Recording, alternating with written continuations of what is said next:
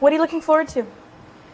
Oh, I just look forward to paying everybody I owe money to. My biggest job, having 40, 50 employees and a further 10, 20, 30 dependents, is that people are calling day in, day out, hour in, hour out for money all the time. Money, money. You're going to talk to me for money afterwards. Money. Right?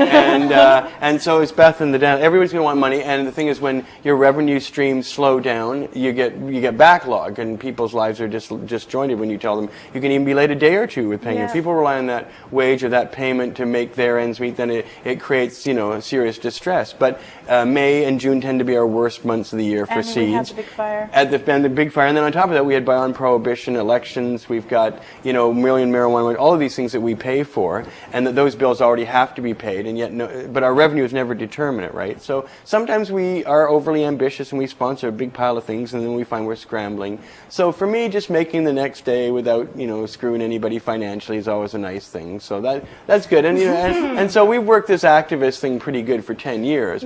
But we do spend millions of dollars on activism, and it's a phenomenal, huge bill. We pay for everything. We're getting great results, though. Loretta Knoll in the U.S. Marijuana Party, and she's on the payroll, and we finance a lot of her investigative reporting. She's got now an incredible news story coming up about how our prison people who work in prisons are being trained to be cruel, and we've got training films to prove it. Dogs attacking prisoners over looking for a joint, terrorizing prisoners with dogs that bite and beatings and sexual humiliation. All the things you're seeing in Iraq, they have learned as part of their methodology in American jails. So rather than say this is an aberration, it's an aberration for these people in Iraq because they're just young people swept away in their National Guard units to be working in Iraq, so they don't have any leadership or training. But they're actually too young to drink beer, but not too young to go to Iraq and slaughter people. Yeah. Or but die. Too young to drink beer.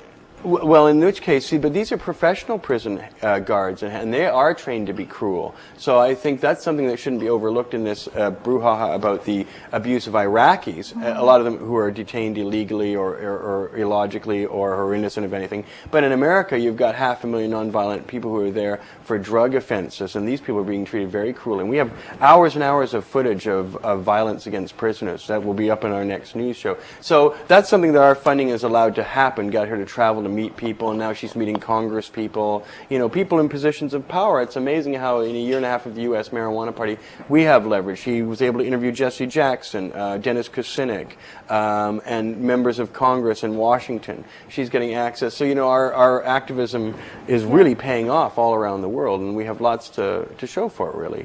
And so I'm glad about that. So my biggest thing is just paying the bills. And get out and vote. Yeah.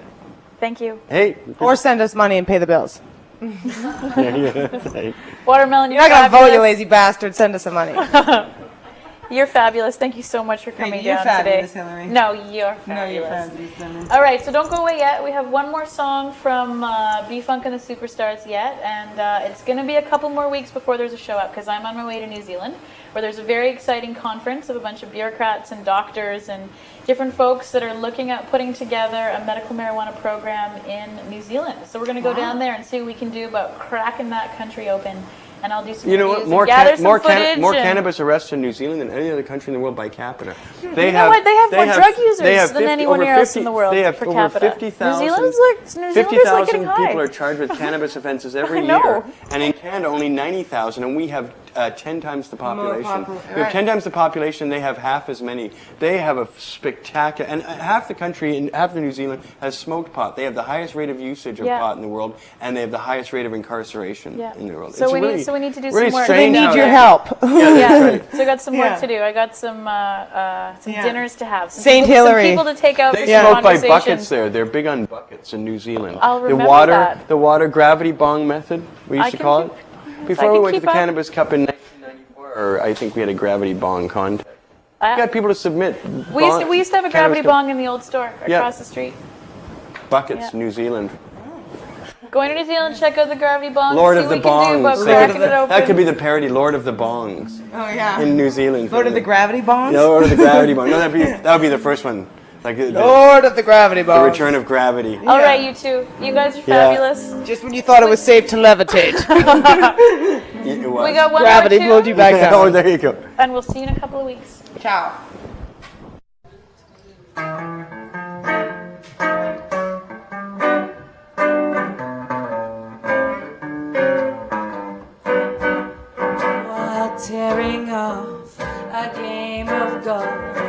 I may make a play for the caddy, but when I do, I don't follow through, 'cause my heart belongs to Daddy. If I invite a boy some night to dine on my fine Finn and Hattie, I just adore his asking for more, 'cause my heart belongs to Daddy. Yeah, my heart belongs to Daddy, and I know that couldn't be bad. My heart belongs to Daddy. Ba-da-da-da-da-da-da-da. So I want to warn you, laddie, though I know you're perfectly swell, that my heart belongs to Daddy. But my daddy, he treat me so well. Come, my daddy, he treat me so well. Come, my daddy, he treat me so well.